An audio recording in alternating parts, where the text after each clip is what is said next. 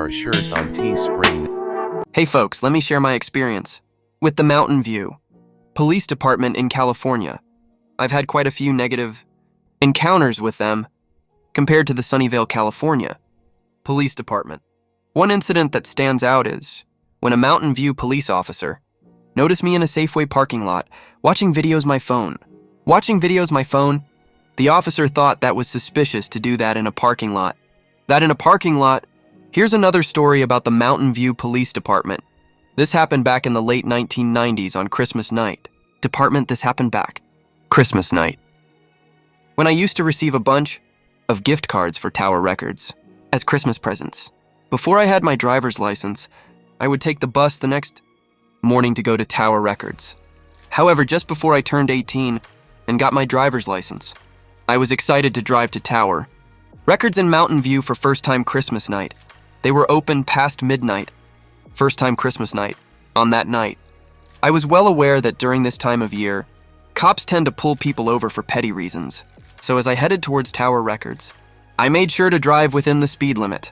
But to my surprise, just a quarter mile away, I got pulled over by a Mountain View police officer. Initially, the officer was polite, asking for my driver's license. I complied, and then he informed me why he had pulled me over. For going 1 mile above the speed limit. I couldn't help but give him a funny look. It seemed like yet another instance where I was being stopped for ridiculous reasons. That's when the officer's behavior suddenly changed. He became angry and aggressive, threatening me with consequences, like affecting my insurance coverage and losing my driving privileges. It infuriated me, because people often forget that we have civil rights to disagree with any government official. Anyone else would have responded the same way I did.